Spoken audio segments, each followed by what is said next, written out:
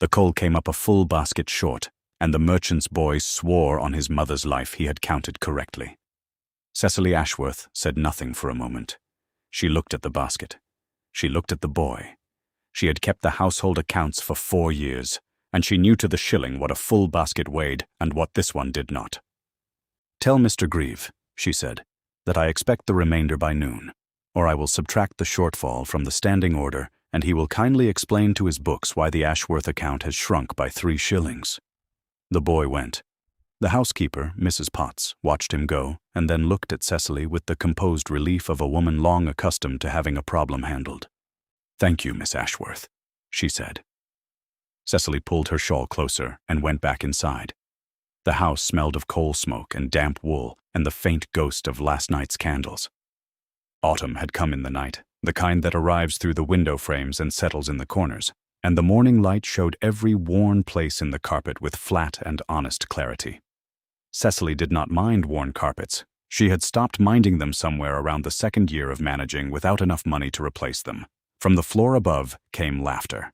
Harriet's first, high and bright, and then Louisa's following after it, the way a smaller wave follows a larger one. They were dressing for the Forsyth ball tonight.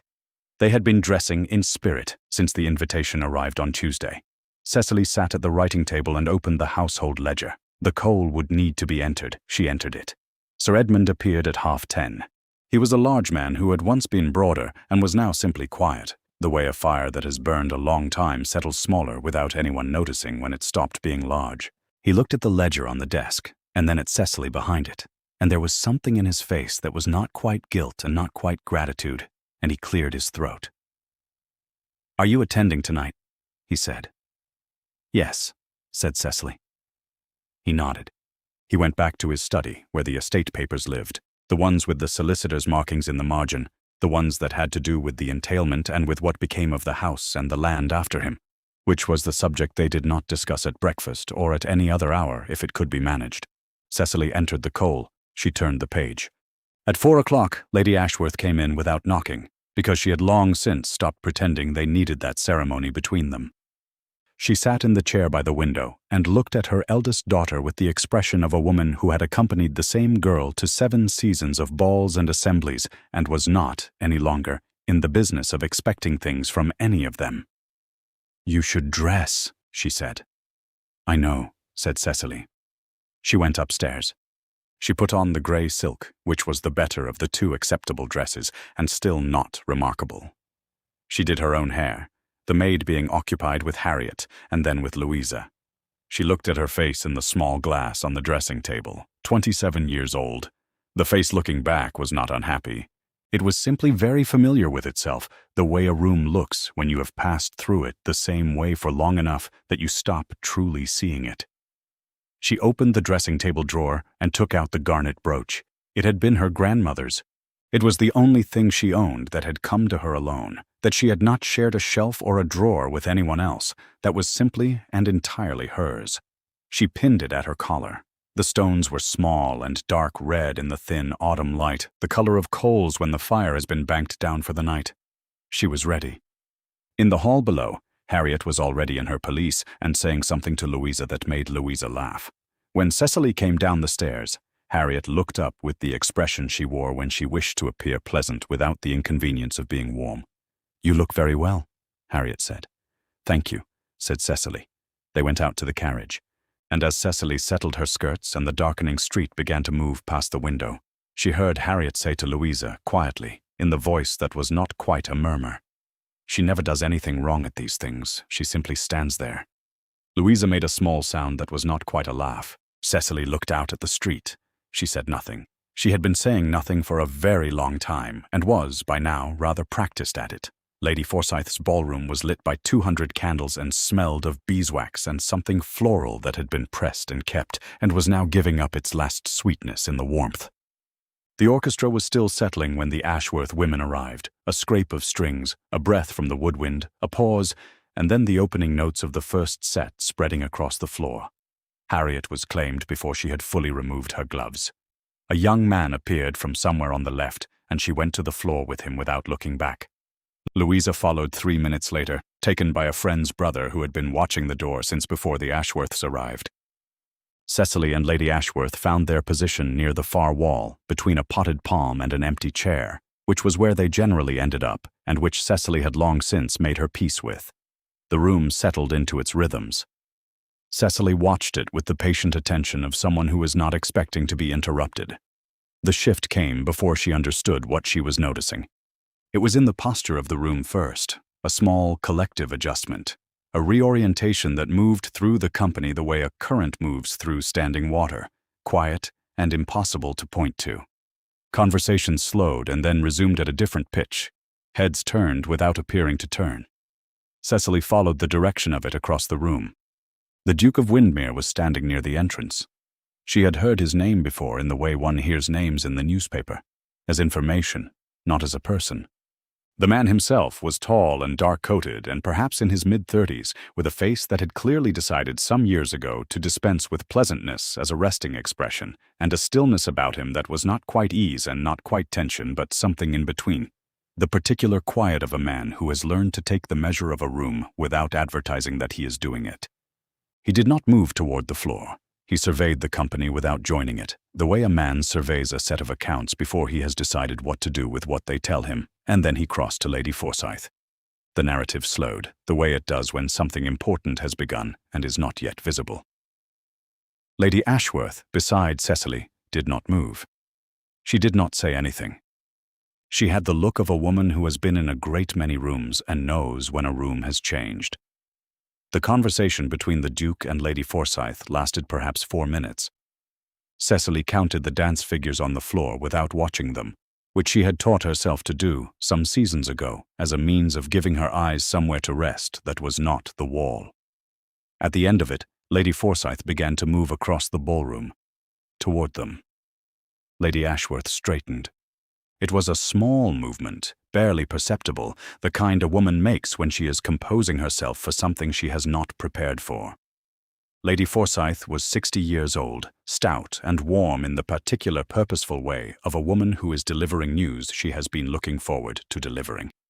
She stopped before them and said, "My dear Miss Ashworth, I wonder if I might introduce someone to you." The sound from Cecily's left she did not turn to identify. The Duke had followed at a short distance. He was presented to Cecily, the correct form, Lady Forsyth managing it with the ease of decades, and Cecily felt Lady Ashworth complete the swift, private calculation of a chaperone who has understood in the space of a breath that to decline an introduction extended by the hostess on behalf of her own invited guest would be an insult to the gathering itself. Lady Ashworth inclined her head. The introduction stood. "Miss Ashworth," the Duke said. His voice was quiet and carried anyway, the way a careful speaker's does. He asked if she would do him the honor of the next pair of dances. She said yes. The word was there before she had decided to say it.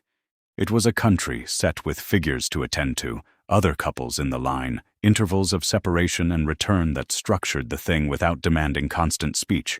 She was grateful for the structure. He danced with precision and no particular warmth, and watched her in the spaces between the figures with a steadiness that was not unkind but was very thorough. She did not know what he was looking for. She looked back. During one turn, she caught Harriet at the edge of the floor, no longer attending to her own partner, watching the set with an expression Cecily had not seen on her face before. During another, she saw Lady Ashworth beside the wall, hands folded in her lap, motionless, holding an expression Cecily could not have named if asked but recognized as something that had been absent from that face for several years. He said very little during the set. Once, in a brief pause in the figure, he remarked that the room was warm. She agreed that it was. He turned the ring on his smallest finger once with his thumb while she was speaking. A slow and deliberate turn, the movement of a man who is thinking something he is not yet ready to say. And then he was still. She noticed it and filed it away and said nothing. When the first pair ended, he asked for the second. She heard the change in the room before she fully understood it. A small, collective stillness, a murmur that resettled into something more deliberate, the particular charged quiet of a gathering that has decided unanimously to pay close attention. 2 pairs of dances with the same partner was the limit a young woman could stand without her name becoming a subject of conversation, and every person in the room knew it, and he had asked for precisely 2, and the room had absorbed this and drawn its conclusions and was now wearing them plainly on its face. The orchestra began. She took his hand. When the music stopped, he offered his arm and walked her back across the floor to Lady Ashworth. The room permitted this. He bowed to her. He thanked Miss Ashworth for the dances. He thanked Lady Ashworth for her great indulgence. He was gone. The conversation in the room resumed all at once. Cecily looked at Harriet. Harriet was looking at her. Not at the Duke's back, not at Lady Forsyth, not at any of the several things in the room that were more obviously worth looking at. At Cecily. With the expression of a woman who has been shown something she was quite certain did not exist, and who does not yet know how to account for it. The garnet brooch was warm at Cecily's collar. She was very careful not to smile. The carriage home was quiet. Harriet broke it first, somewhere after the second turning. "A wager?" she said, with the decisive confidence of someone who has identified the solution to a problem and is satisfied to leave it there. He has that reputation, I am told. Eccentric behavior. He is known for it. She smoothed her glove against her wrist. "I would not read anything into it, Cecily." Cecily, who had not said anything, said nothing. Lady Ashworth was looking out the window at the street. This was not unusual. What was unusual was the quality of her silence, which was not the tired and familiar silence of a woman who has stopped expecting things from any ball she attends, but something different. Something that sat differently in the carriage, that took up more space. She did not contradict Harriet. She did not agree with her. She looked at the dark street and said nothing at all, and the nothing was not the same nothing as before. Louisa said it had been a very pleasant ball. Harriet said yes, very pleasant. Cecily looked out her own window. She was not hopeful. She had been invisible for long enough. 7 seasons of standing at walls, of being beside things rather than among them. That she had learned a reasonable wariness about sudden visibility. Attention that arrived without explanation generally had an explanation. She intended to wait and see what it was. She was very practiced at waiting. The card came with the morning post. Mrs. Potts brought it up on a salver with the household correspondence, and Cecily saw her own name on the face of it before she saw anything else. Miss Ashworth, in a hand that was precise and did not ornament itself. She set the other letters aside.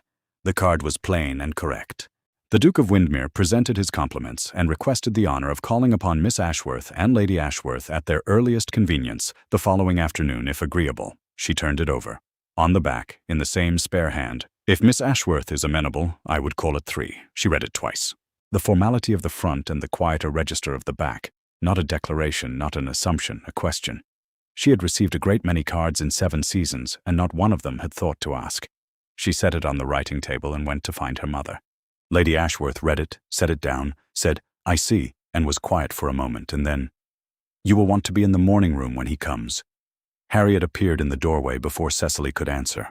She had a look on her face that was not quite the dismissive certainty of the night before. Something had shifted in the hours since the carriage. Some dial had turned a degree, and the certainty had settled into something more watchful and less comfortable. She asked to see the card. Lady Ashworth handed it to her. Harriet read it. She handed it back. "Well," she said, and went away. This was its own kind of answer. Sir Edmund was told at luncheon. He listened to the summary Lady Ashworth provided, the introduction, the 2 pairs of dances, the card arrived this morning, and he did not speak for a long time, long enough that the soup in his bowl cooled appreciably. And then he looked at Cecily, and what he said was, "What did you wear?" It was not the question she had expected. It was, she understood after a moment, the only question he was able to ask. It was the question of whether the thing might be real, and whether the papers on his desk with the solicitor's markings in the margins might be touched by it, and whether the entailment and everything the entailment meant could be changed by a card on a salver. "The grey silk," she said. He nodded. He ate his soup. After luncheon, she went back to the writing table and picked up the card and read the back of it again. Amenable. It was an unusual word to choose. It was a word that left room for her answer to be no. She was not accustomed to being left that room. She carried the card to the mantelpiece and set it against the clock.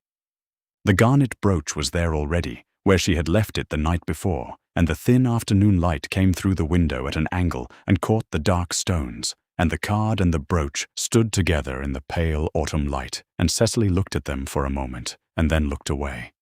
She did not let herself think past the word amenable. She was not ready for what came after it. He came at 3 o'clock, as he had said he would.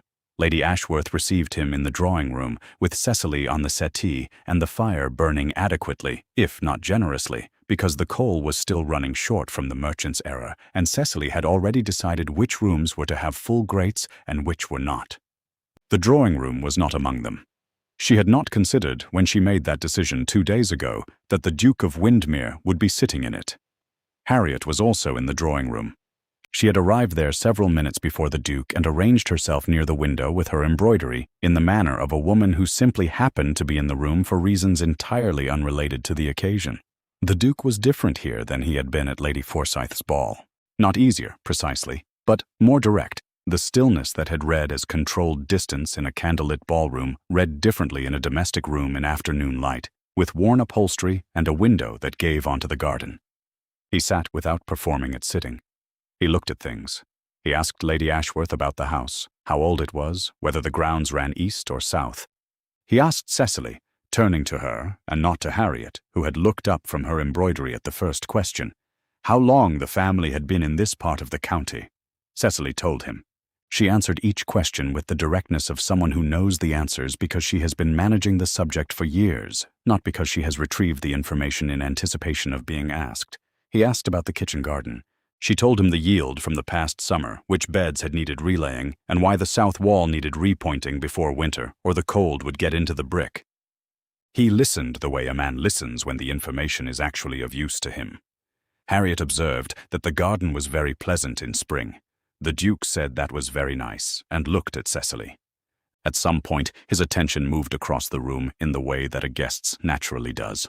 Across the sofa, with its careful mend along one arm, the curtains washed to something more approximate than their original color, the writing desk in the corner where the household accounts lived, the small side table whose leg had been repaired with a join that had been made to last, rather than to disappear, and then back to Cecily. There was something in the line of that survey. Not pity, she was certain of that. Something closer to recognition.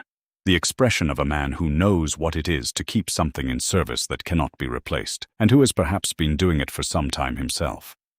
He did not say anything about the furniture. She was grateful for this in a way she did not examine. He said that if the south wall needed repointing, late October was the last reasonable window before the frosts. She said she knew.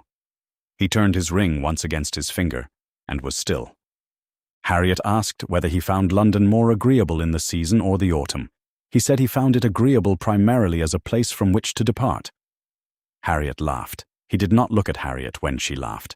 Toward the end of the visit, he asked, with the practiced ease of a man who has decided something and phrased it carefully, whether Miss Ashworth and Lady Ashworth might be prevailed upon to walk in the park on Thursday morning, if the weather permitted. Lady Ashworth said they should be very glad to. He stood, bowed, thanked them for receiving him, and was gone. The front door closed. The house settled back into its ordinary sounds. Harriet set down her embroidery. "He is investigating," she said, with the satisfaction of someone who has identified what is happening and finds it considerably less alarming than the alternative she had been unable to dismiss all morning. "He is looking at the house, the situation, the family. He is working out what he would be marrying into and ruling it out." Lady Ashworth turned her needlework in her hands. She did not look up. After a moment, she said quietly, "He asked which books she had read." Harriet said nothing. The fire needed tending.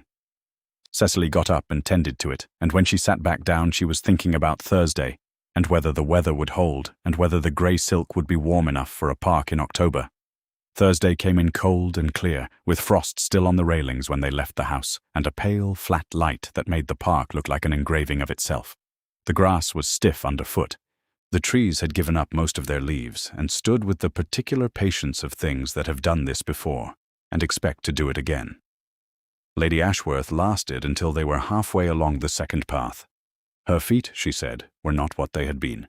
She found a bench in a thin strip of October sun, and settled onto it with an air that managed to be both perfectly natural and entirely deliberate, and she waved them on ahead with the hand that was not already reaching for her pocket, where, it turned out, she had brought her needlework.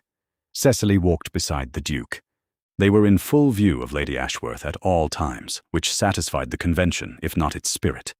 Their pace was unhurried. The gravel was damp. He began without preamble, which she was coming to understand was how he preferred to do things. "I will be 36 in February," he said. "My solicitor has explained at considerable length and on more than one occasion that the duchy requires an heir, and that I have managed the question of my own marriage with rather less attention than the situation calls for." "Is February soon?" she said. 4 months. "Yes," she said. "That is soon." He was quiet for a moment. 3 years ago," he said, "I courted a woman. I was not careless about it. I believed she was in earnest, and I proceeded accordingly. She was engaged to me for 11 weeks. He paused. A pair of pigeons moved across the path ahead of them. "And then she was not, because someone else presented a better offer, better in ways that were nothing to do with me as a person and a great deal to do with a certain combination of rank and temperament that I happened not to possess. She accepted it. The engagement ended." Cecily said nothing. She waited. "I am not a man who repeats his errors," he said. "The difficulty is that understanding the category of an error and reliably avoiding it are not the same problem. I have spent 3 years in no particular hurry to discover whether I have solved it." He looked ahead at the path. "I am beginning to think that hurry has been replaced by something like necessity." "You mean," she said, "that you cannot tell whether a woman's interest is in you or in the title?" "That is what I mean," he said. They walked. The needlework behind them moved steadily in Lady Ashworth's hands. The park was quiet, the way parks are on cold mornings when sensible people have stayed indoors. "The Ashworth estate is entailed," Cecily said. She kept her voice even, which cost her nothing, because she had been living with this arithmetic for 4 years and had long since used up whatever feeling she had for it. "When my father dies, the property passes to a cousin in Derbyshire. My mother has a jointure, modest. My sisters have their prospects. I will have whatever room in whatever household will spare one, or I will find a position as a governess." She said the word plainly, the way she had trained herself to, without inflection in either direction. "Those are the choices as they stand." He was quiet for a moment. "You have thought this through very carefully," he said. "I have had 4 years to think it through," she said. "I find that careful thought is easier than the alternative." "The alternative being hope," he said.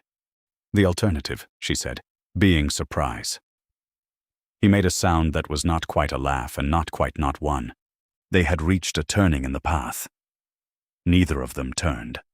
They slowed, and the bare branches were above them, and the frost was coming off the grass in a thin mist, and they were standing on a gravel path in October with the obvious thing unsaid between them, which neither of them needed to say because they had both just said it in everything except the words.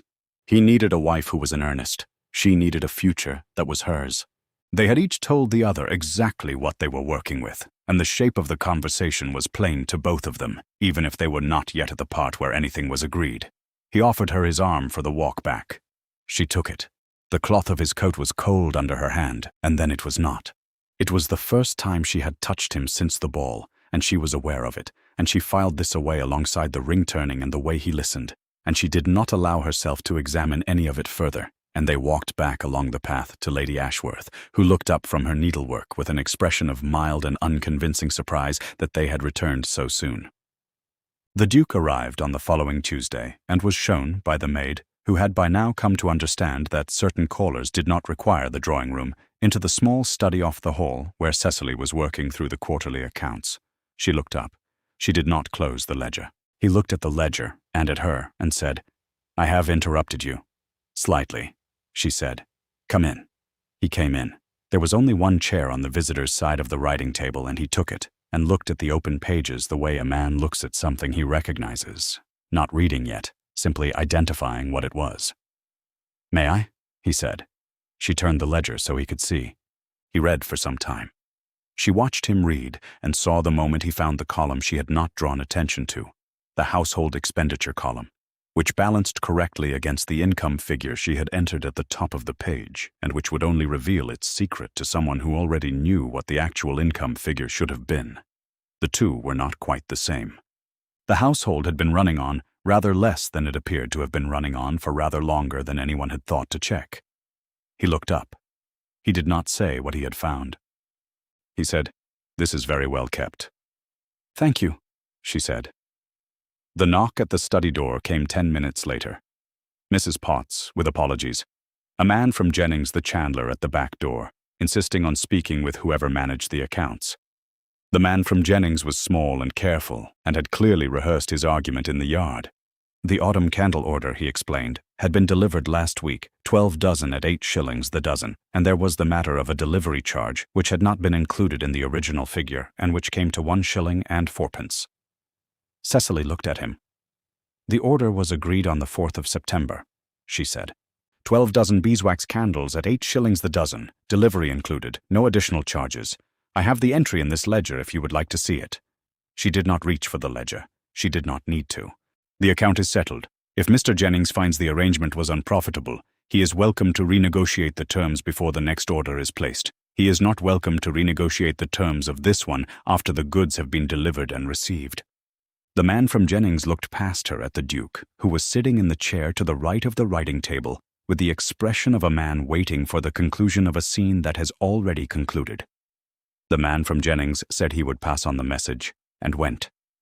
The study settled back into its ordinary quiet. "How long," the Duke said, "have you been running this household?" 4 years, she said. He turned his ring once against his finger and said nothing further for a moment. Then he looked back at the ledger. They returned to it together. She had been meaning to point out the error in the August entries, a costing she had overstated by 2 shillings, caught 2 days after making it, and not yet corrected in the final column because she wanted to be certain before she altered the figures. She showed him the line in question and the entry she had compared it against, and she waited. He looked at both. He moved his finger along the row of figures the way a man does when he is checking his own arithmetic against someone else's. He arrived at the same place she had. "You are right," he said. "I know," she said. "It is still satisfying to hear." He looked at her over the top of the page, and something moved in his face that was warmer than anything she had seen there in a ballroom or on a gravel path in October. She looked back at the ledger, and he looked at the pen she was holding, and he reached for it. Not for any particular purpose, simply the automatic reach of someone at a shared table who wants to mark a figure, the kind of movement made without thinking. And then he stopped because their hands were very close, and he withdrew his, and she kept the pen, and neither of them said anything about it, and the lamp burned between them, and the afternoon went on. He stood to leave some minutes later. He collected his hat and his coat. He paused in the doorway and said, with the deliberate care of a man who has been composing a sentence since well before he stood up, "The Windmere estate has a considerable amount of ledger work outstanding. The accounts have been managed by committee for some years and are not, as a result, entirely consistent." Cecily said, "I am sorry to hear that." He said, "I thought you might find it of interest." She said she was aware. He said good afternoon. The door closed.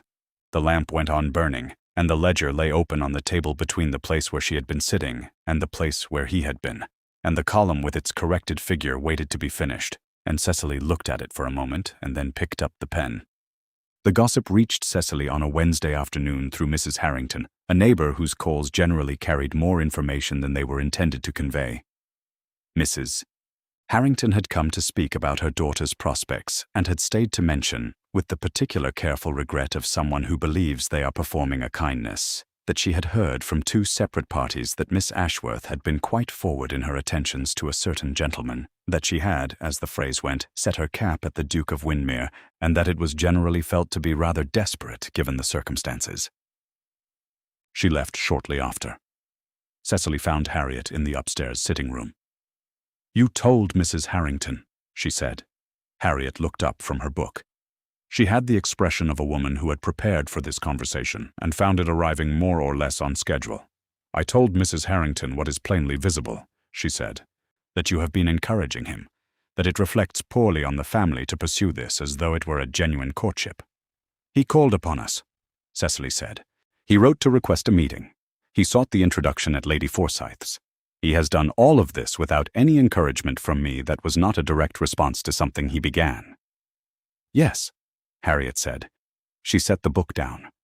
When she said what came next, she was not, precisely, being cruel. She was being honest in the way people are honest when they have confused the social order they absorbed in childhood with the fixed laws of the natural world and cannot yet see the difference. He cannot seriously intend to marry a woman of your age. Men of his position simply do not. Whatever he is doing, it is not what you are taking it for, and you are making yourself an object of pity by behaving as though it were." Cecily took a breath. The same kind she had learned to take when the merchant's boy looked her in the eye and lied, and she had to decide between making a scene and making a point. "What he intends," she said, "is not a matter you have been asked to manage. If I am making myself ridiculous, I am doing it on my own account, and I will thank you to leave me to it." She picked up the sewing she had left on the chair by the window. "I will also thank you," she said at the same volume, "not to carry the business of this household to Mrs. Harrington." She went downstairs. The Duke's note arrived 2 days later. Not a withdrawal, a request. Would Miss Ashworth and Lady Ashworth care to join him for a drive on Saturday morning if the weather permitted? The weather permitted. He had a good carriage and a better pair of horses, and he took them through the park and along the outer road to the botanical garden, where the autumn beds were mostly put to rest, but the roses had been kept up against the season with more care than Cecily had expected. Lady Ashworth fell behind to examine a particularly well-maintained standard rose in the far border, which she did with an attention that had no business being that thorough. He asked about Waverley. She had mentioned it at some point during one of his calls. She could not remember which, and he had not read it and wished to know whether it was worth his time. She said it was remarkable. He said he had been given to understand it was overly sentimental in its handling of the Highland material, and he was not persuaded that sentiment served a historical subject well. She said that was an interesting position to hold incorrectly. He looked at her. "Scott is not being sentimental about the past," she said. "He is being precise about the way people become sentimental about the past, which is a different project and a considerably more difficult one." "That is a distinction," he said, "that I would need to read the book to evaluate." "Yes," she said. "You would." He bought the book the following Monday. She did not know this until later. Before the Monday, before she knew about the book, there was the walk back along the path, and Lady Ashworth still absorbed in her roses, and a remark he made about the garden's drainage system that was delivered with complete seriousness, and was also, considered carefully, very funny, and Cecily laughed. Not the managed thing she produced at drawing-room entertainments, which was the correct shape of a laugh and nothing more, but a real one, unguarded and a moment behind the intention. It surprised her. She thought from the small and careful shift in his expression that it surprised him too, in a way he found satisfactory. In the carriage home, Lady Ashworth looked out the window at the road going dark and said, without particular preamble, "The Duke's mother had a great reputation for good sense, a very practical woman by all accounts." She said nothing further. Cecily looked out her own window and said nothing further. Between them, in the middle of the carriage seat, the nothing was of a different quality than it had ever been before. The assembly rooms on Thursday evening were considerably less curated than Lady Forsyth's ballroom. The guest list was the public list, which included anyone with the price of an entry ticket and the inclination to use it, and the room had the particular energy of a place that does not quite know what it contains. Harriet had made the most of this. The woman she had found was perhaps 28, recently out of mourning. Something in the lightness and color of her dress confirmed it. And so striking in appearance that even Cecily, who tried to observe things at a remove from feeling them, felt the slight involuntary contraction that comes from being reminded of a comparison one did not request. She was a widow with money of her own and no particular disadvantages, and she had the social ease of someone who has been interesting to rooms for long enough to have stopped noticing it. Harriet introduced her to the Duke. It was managed as a social courtesy in a small cluster of people, with the instinct of someone who has been navigating drawing rooms since the age of 16 and knows how to make a deliberate arrangement look casual. The widow was warm, attentive, and entirely appropriate. The Duke was polite. He spoke with her for perhaps 4 minutes, and he was pleasant throughout those 4 minutes in the particular way of a man who has no interest in being unpleasant to someone he has no interest in. And then there was a natural break in the conversation, and he moved away from the group. He moved towards Cecily. He found her in 3 or 4 minutes, which was faster than she had expected in a room this size, and he made no ceremony of it. He simply came to stand near her and said, "Good evening, Miss Ashworth," in the manner of someone arriving at a destination they had set out for some time ago. "Good evening," she said. They stood together for a moment, watching the room's proceedings, and then Harriet appeared with a small group in her wake, or the group had gathered around her. With Harriet, it was not always possible to tell which. She was speaking, and the people near her were listening, and what she was saying was pitched at the precise volume that carries across a short distance without appearing to intend to. That it was very kind of the Duke to take such an interest in Cecily. Very kind, yes. That it was charitable of a man of his position to attend to someone who might otherwise pass an evening unnoticed. Simply charitable. Cecily heard it. She saw two women to her left hear it. She did not move. She had learned, across 7 seasons of standing at walls in rooms not unlike this one, that the face you show when a room is watching you becomes the story the room tells afterward. She kept her expression even and her hands still, and she looked at the floor for exactly 1 moment, the way she looked at a ledger entry she was certain was wrong and needed to be certain about before she said so, and then she looked up. The Duke said quietly, "Will you walk with me to the refreshment room?" He offered his arm. She took it. He did not look at Harriet. He did not raise his voice or lower it or indicate in any way that he had heard what had just been said in his vicinity. He offered Cecily his arm in full view of the assembly, and she took it, and they walked together across the floor, and the room absorbed this in the way rooms do, collectively, in the space of a breath, with no single person appearing to register it explicitly. A duke's arm offered to a woman in a public room is a fact of a particular kind. It outranks at a significant distance anything a baronet's younger daughter says at a gathering she did not convene, to an audience that includes the man himself. In the preceding weeks, Harriet's weapon had been public opinion, which had done its work in rooms where the Duke was absent. Here he was the room's final arbiter, and she had performed in front of him, and his response had been immediate and public and had required no words. Cecily saw on her sister's face the moment this calculation completed. At the refreshment table, he handed her a glass of something and did not mention what had just occurred. She thanked him and did not mention it either.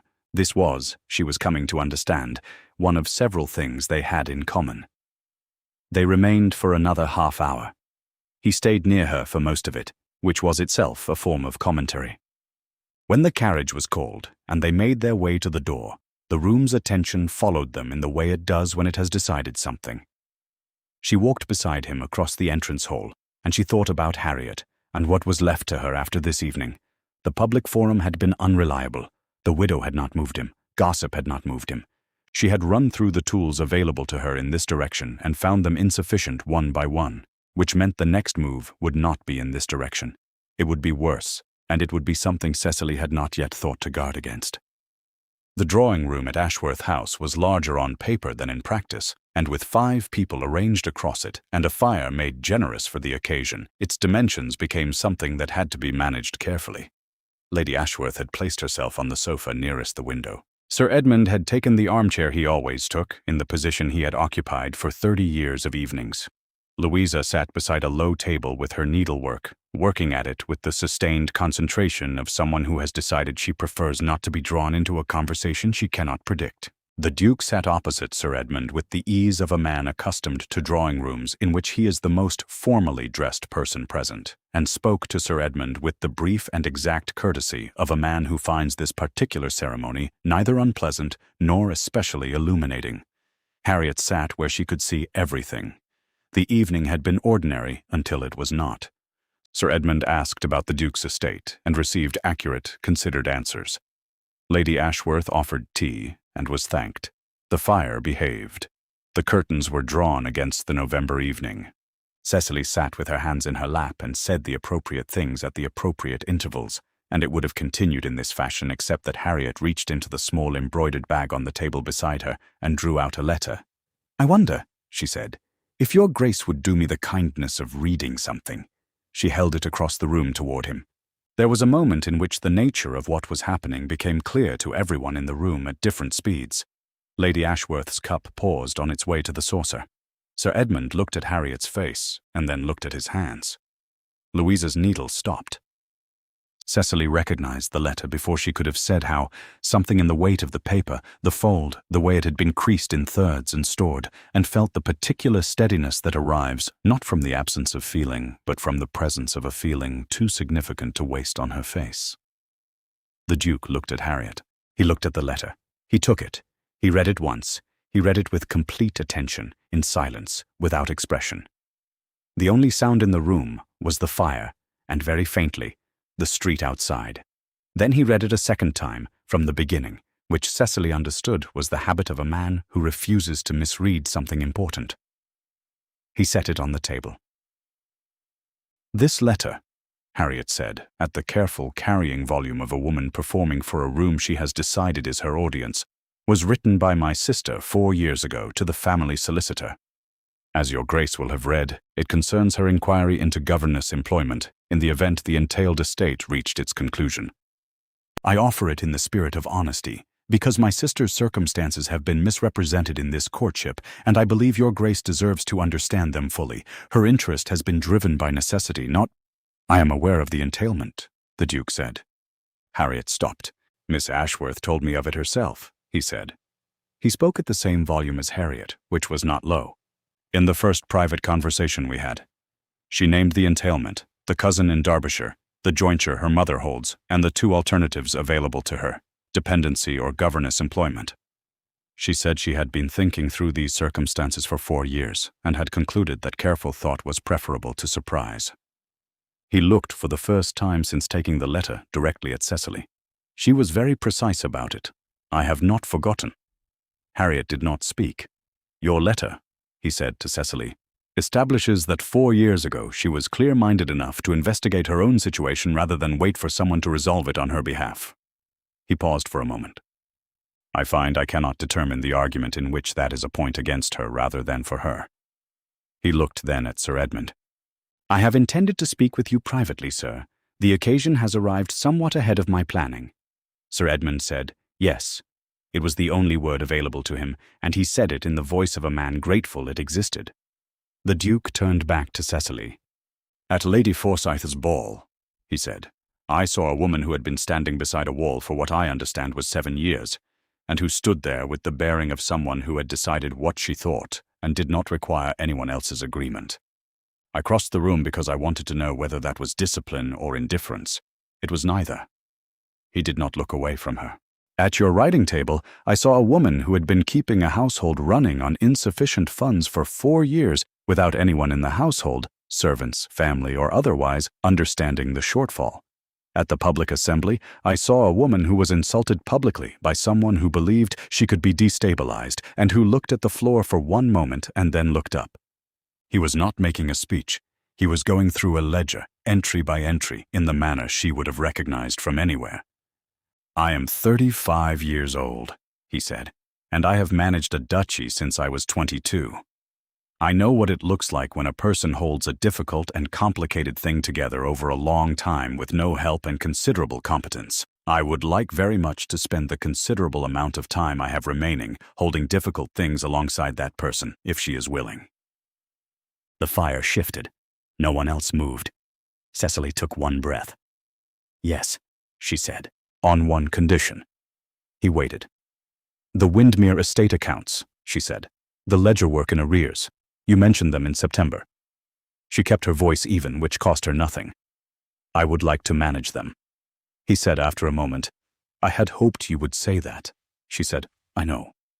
Something moved in his expression then, warmer than anything she had permitted herself to observe before.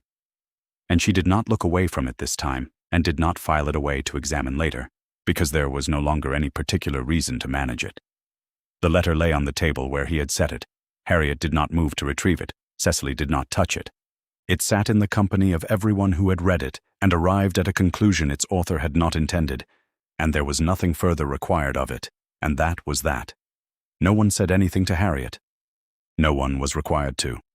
The room had been its own verdict. In the corner near the window, Louisa set her needlework carefully in her lap and looked at the floor. She held this position for a long moment.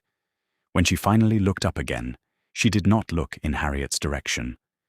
She looked at Cecily, and she did not look away. The Duke arrived at 9 o'clock the following morning, which was earlier than a social call and later than a business appointment, and which communicated, in the manner of a well-chosen time, that he intended something that belonged to neither category. Sir Edmund was already in his study. He had been there since 8, which was not his custom, and he had lit the fire himself, which was also not his custom. Cecily noticed both things from the upper hallway and did not remark on either. The study door closed. Lady Ashworth settled herself in the drawing-room with her needlework and a cup of tea, and the particular stillness of a woman who is waiting for news she is fairly certain she already has. After some time, she moved her chair several feet toward the window, putting herself at the far edge of the room, and this arrangement was still in place when the study door opened and Sir Edmund brought the Duke through. What had been agreed in the study, Cecily learned afterward from Sir Edmund's careful recounting in the hallway. The settlement provided a sum that would carry the family through the remainder of the entailment and beyond it. Lady Ashworth's jointure was increased. The cousin in Derbyshire became, by the agreed terms, a very distant concern. Sir Edmund, who had spent his daughter's entire adult life watching the entailment approach like a tide and had not been able to move the house, had the expression of a man who had just watched someone else move it. In the drawing-room, Lady Ashworth rose, said something to the Duke about tea, and carried herself with great intentionality to the window end of the room, where she settled again with the needlework, and opened it at last. The Duke sat down across from Cecily. "Well," he said. "Well," she said. The register was different from anything that had come before, not intimate precisely, but without the effort of two people conducting themselves correctly in a room that was watching. He looked at her the way he had looked at her the night before, without the performance of looking, and she found she could look back in the same way. "The condition you named," he said after a moment. "The Windmere accounts." "Yes," she said. He was quiet for a moment. "I have been thinking," he said, "about what a woman might ask for, if she had decided to secure her future by whatever means were available. A settlement extended to her family, a house guaranteed in her own right, an income independent of her husband's disposition." He paused. "The ledger work in arrears at Windmere is not any of those things." "No," she agreed. "It is work. It is precisely the thing that would be expected of you in any case, as a matter of course, without being asked. You might simply have accepted it as part of the arrangement." He turned his ring once against his finger. Then he stopped. He looked at his hand, and then at the ring, and then at her, as though registering something at a slight delay from the moment it happened. "You asked for the work," he said, "as though it were something you might have been denied." "It is something I might have been denied," she said. "I have had 4 years of watching people assume that household labor is performed by no one in particular." He said nothing for a moment. "I told you something of a previous engagement," he said, 3 years ago." He looked at the window. The morning was cold and clear and had no particular sympathy for sentiment. "What I was most afraid of, in any of this, was not rejection. It was being chosen for the wrong reasons, for the title, the estate, the settlement, by someone who would perform affection for as long as it served her, and not a day longer." He looked back at her. "And then you named the ledger work." "Yes," she said. "It is," he said with some precision, "the least romantic condition I have ever heard proposed."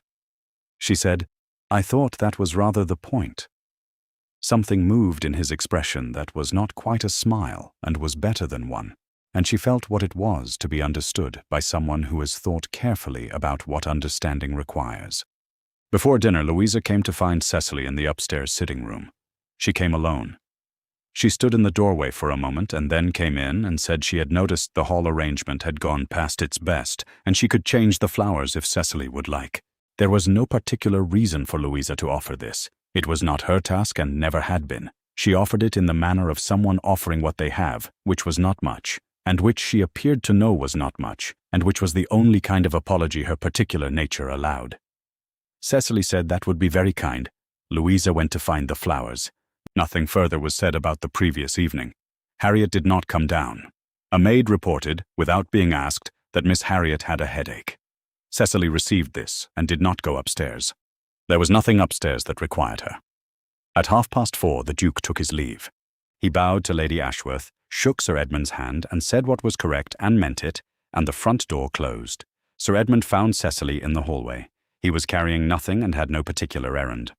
He came to stand beside her and put his hand on her shoulder, one brief, weighted moment, and then removed it and went back toward his study without looking at her face, because he was not, and had never been, a man who could hold still while his own feelings were visible. She did not require him to stand there longer. She knew what it was, and it was enough. 3 years is enough time for a house to change its temperature.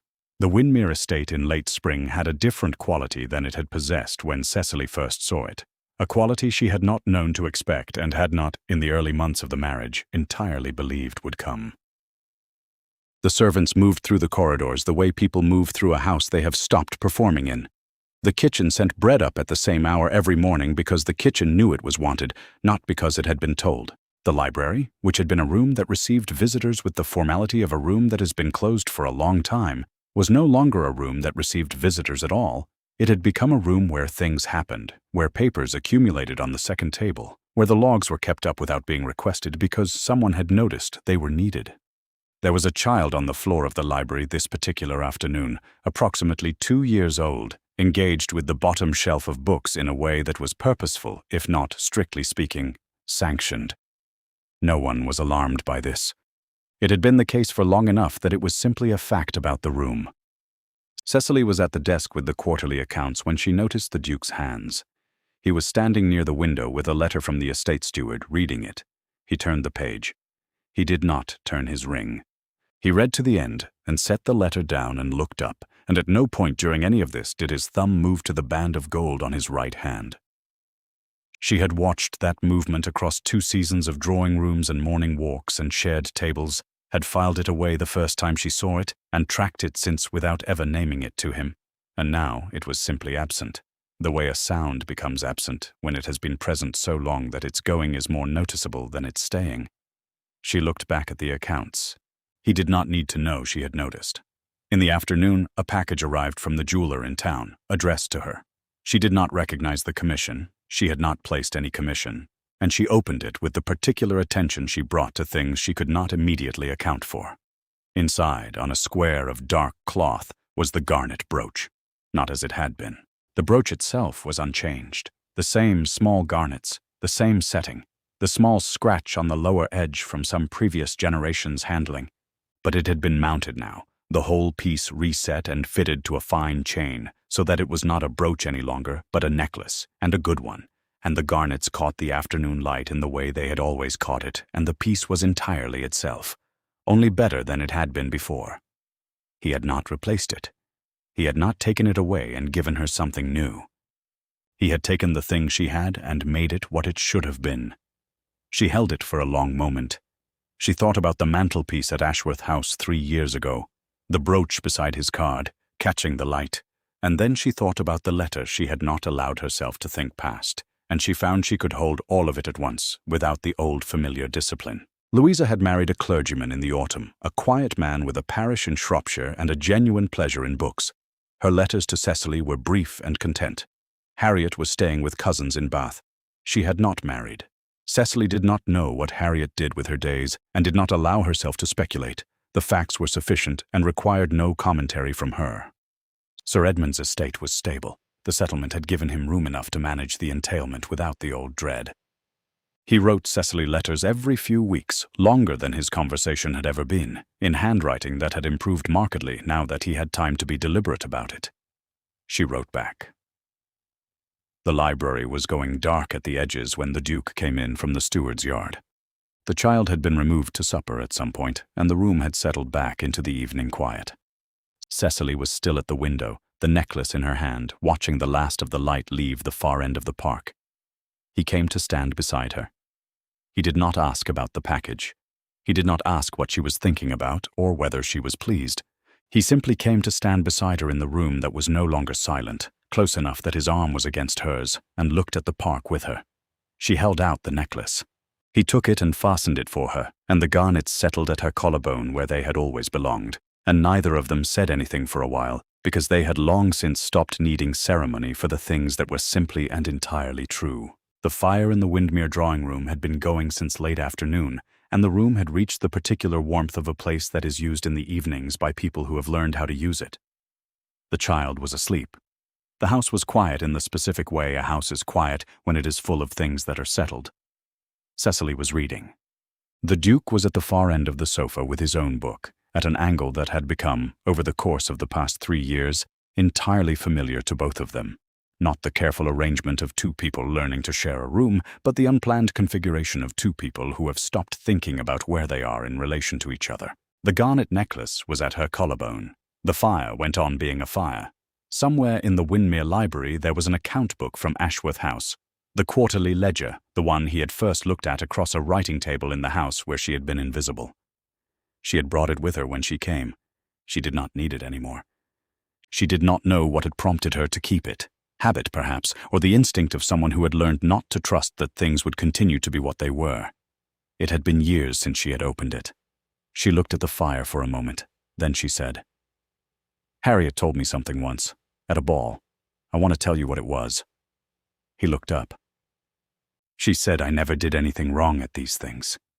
Cecily kept her voice even, the same way she kept it even when she read a figure in a ledger that required her attention. "She said I simply stood there." The Duke was quiet for a moment. "I know," he said. "That was when I first saw you." She looked at him.